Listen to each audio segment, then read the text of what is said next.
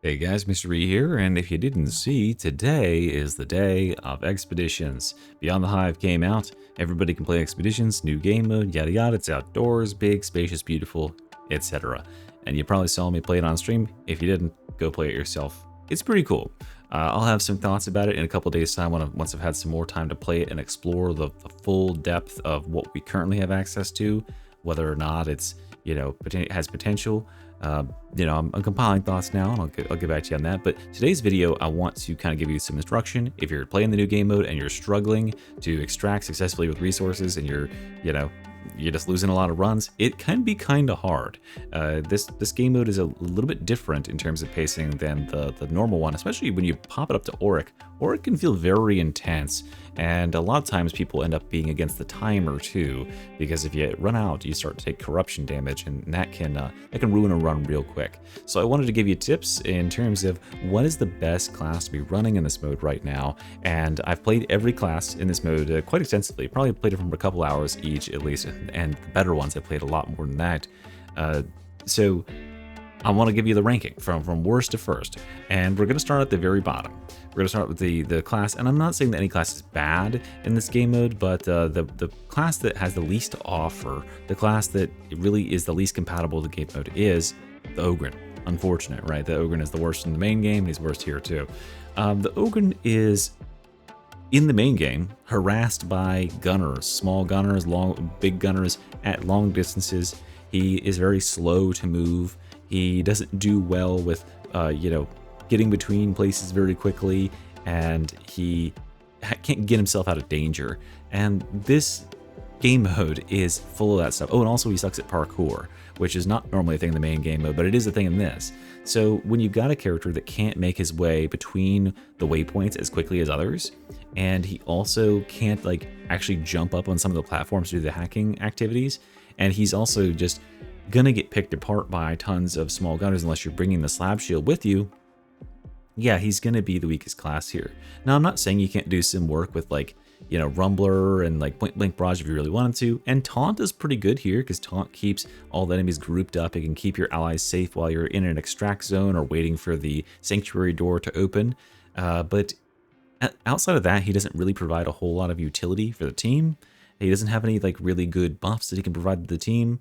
And he has the charge ability, Indomitable, that really isn't very good in this mode at all, because the spaces outdoors are so large that oftentimes you're not going to be close enough to a lot of enemies to charge into them. And because they're so open in a lot of areas, you generally don't find very many groupings of enemies that you can charge into meaningfully to get that Indomitable to do what it does in those more close-quartered normal adventure maps. So yeah, I think he just ends up being the weakest class here. He's always been the worst ranged class in the game.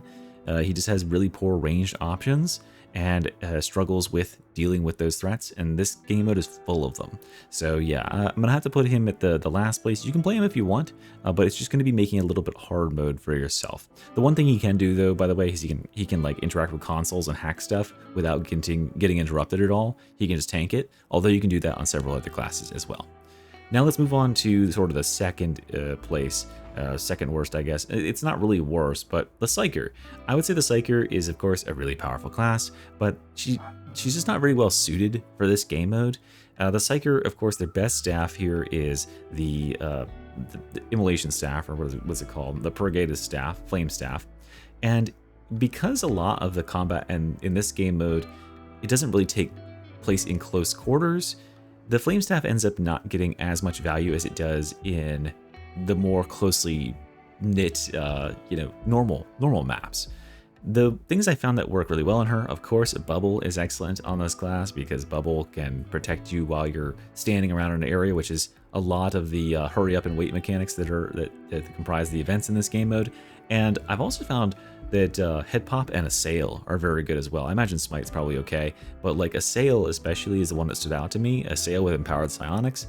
It really just cleans up a lot of trash because many of the engagements you'll have are with lots of scattered shotgunners or gunners and small shooters who are scattered in the open, and Assail can zip around between those targets and pick them all off because they're low HP pretty easily. So yeah, I think it's a decent character to pick, but it doesn't really offer anything super special the next classes, as we're going up, they get more and more special. They offer more and more for this particular game mode, and they actually start to counter some of the challenges of the game mode.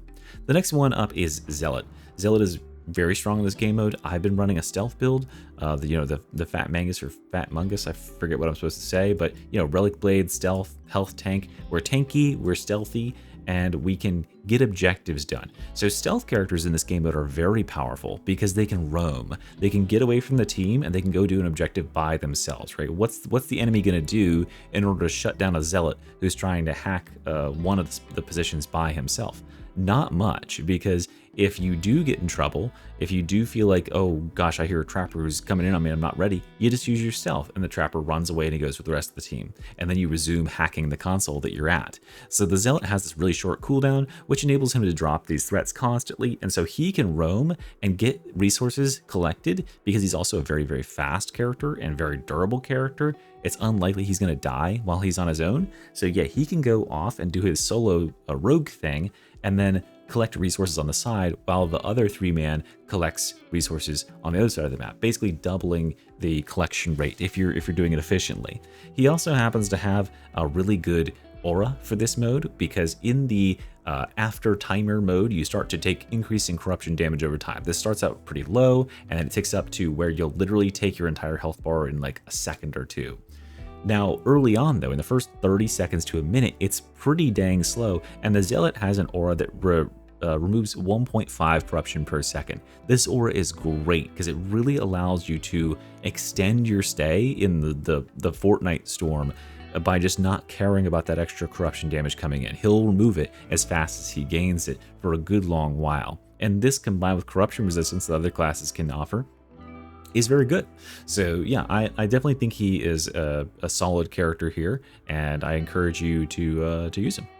Then we're going to go on to the really, really good ones. So now we're getting into the spicy stuff where they have unique sort of synergies that are very good in this mode with the Hive Scum. The Hive Scum will be my third place pick here. Hive Scum has some really powerful blitzes. You'll be able to get, if you're running with the squad I'm going to recommend, or if you're running at least one of the characters I'm going to recommend, you'll be able to always have full blitzes going into the next sort of section. And 4 rockets or 4 tox grenades are crazy in this mode, because a lot of times what you'll see is at a long distance a very high value pack of reapers or something. Enemies rove around these big packs, these big patrols, and one rocket being able to take that out and clear an entire path for you and your team is immensely valuable. Also, chem grenade is disgusting in this mode because much of the map is sort of open large areas where you'll be fighting and holding a spot. You could put a chem grenade there, so every enemy that runs in and tries to stop you doing the objective is just having to stand in it.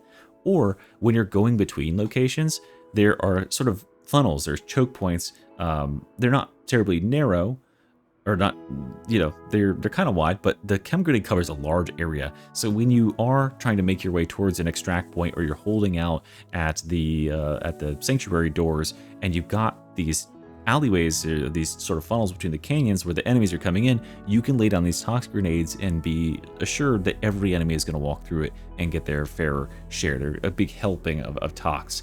Plus, this guy just gets to move super, super fast. He can sustain ammo infinitely with Pickpocket, which is great because there are no ammo drops in the main game. That's another reason why Ogryn kind of struggles here, is because he's very ammo hungry. If you're going for a gun lugger sort of build, he just isn't going to get any resupplies until you go into the midway point. And the Hive Scum can sustain that infinitely. And then the best thing of all that I found is stim supply. A lot of people don't think about stim supply outside of the buffs that it applies to you from the stim you're actually holding. However, stim supply has a passive effect. When you get affected by stim supply, for the duration that the buff is on you, you are prevented from getting corruption damage, and you heal corruption. So what you can do is equip yourself with a garbage stim that has a literal 4-second cooldown, and that will mean that your stim supply comes up in 15 seconds flat. It literally has the minimum possible cooldown. So when you have this equipped with the, I forget what the name of the talent is, but it makes the stim supply itself last for 5 seconds, and then after that the buff lingers for the next 15. What that can mean is when the storm rolls in and you start to take that corruption damage, as long as you call out to your team, stim supply, and everybody steps in it in that 5-second period every 15 seconds, you will never take any corruption damage. So you can literally just loot the entire map and be just fine as long as everyone's standing nice and close, and you can just keep dropping that on them. Now, granted, if you ever miss a stim supply, if someone doesn't step into it and you've been out there for minutes past the thing, it'll eat your entire health bar instantly. But as long as you are pressing it and people are standing in the circle for as long as they can before it bursts, there's no chance that they're, as long as they're hitting the circle, because the overlap is that you got like 4 or 5 seconds of nice cooldown buffer zone before you're in any danger. So it's a really, really cool synergy that I was exploiting a little bit on stream. We overstayed. We were able to complete 2 whole objectives past it and beat a boss while we were waiting on the extract, which was very cool to be able to like, you know, do that with the team. Very, very cool synergy, and it makes sense that the Hive Scum is like immune to some of that Wastelander nonsense. Then we're going to go on to the second best class in the game, which is the Arbitrator. Specifically, the dog beaties. The dog is so good in this mode. I really can't express exactly why, other than just having this AI companion with you who is so attentive, because the game loves to send disablers for the stragglers, and this dog, because he can free you from mutants and dogs, and he can send him out to harass and get rid of these annoying targets who might just be kind of hiding, like a pox bomber who's just kind of out of your range, or a trapper who's like working his way around the backside to try and get you. The dog just ends up being such a good safeguard that you can roam a lot with this character, and he's very tanky, he's very durable, so it's unlikely, just like the Zealot, it's very unlikely he's going to get caught out. And in addition, he happens to have some really, really solid abilities like Execution Order with his bottom left keystone down there, which can give you information about where enemies are, so you can see these enemy patrols. And he just has good cooldowns in general, stuns, all that sort of stuff for big packs of patrols coming in. Even if you didn't go for the dog, the shock mines are very, very valuable here. Having a 90-second cooldown on these shock mines, another class can regenerate shock mines. I forgot this class can actually regenerate mines, by the way.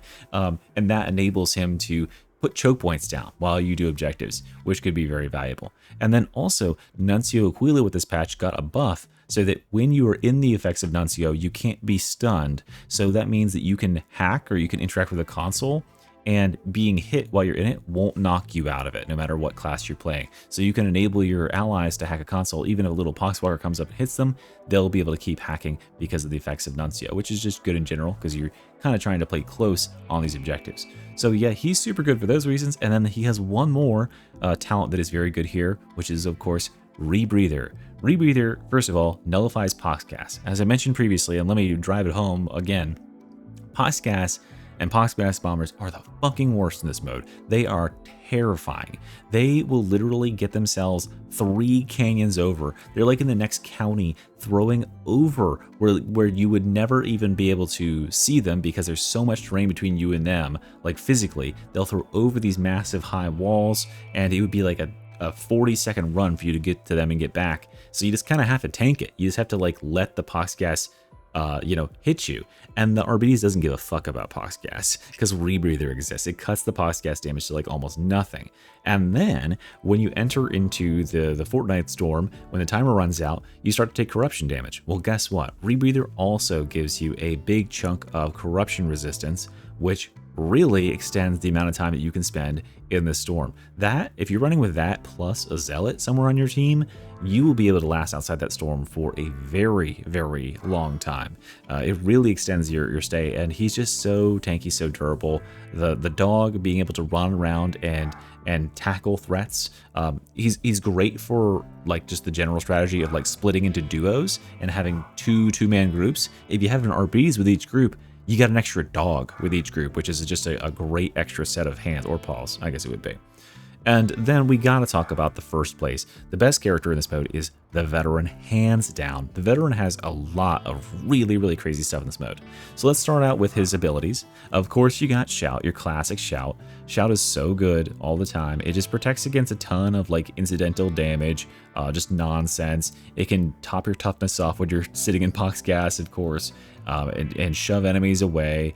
It's just a really brilliant, amazing ability, of course. But also, Execution Order, not bad in this mode, right? Being able to get extra distance damage, like, being able to snipe better, being able to see where enemies are and they're on their patrols, being able to just kind of like be that sniper. Sniping is very much a thing in this game mode because you can pick off tons of targets before they even get remotely close to you. And the veteran is king of long range engagements like that, long range precision sniping.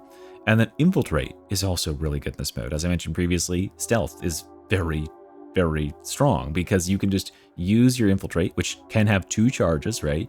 Now that it got a buff and it's only a 40-second cooldown, it's actually not that bad, right? It only ends up being like a 53-second cooldown, plus you got cooldown reduction curious, so you're probably back at 45 seconds or so. That means that if you're roaming around, you can go to an objective, you can plant the hacking thing, and then you can just kind of hold your own, fight. And then when the horde collapses on you and trying to stop you, you pop your stealth and you crack the rest of the code. You've got 8 seconds to hack the terminal. Most enemies wander away, they go for your allies instead, and then you grab the resources and you peel out.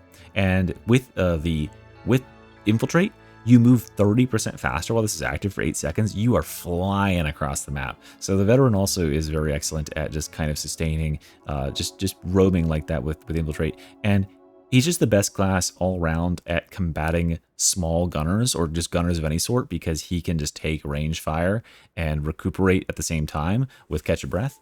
And he's just an excellent counter sniper or sniper in general. So there's all that at the baseline.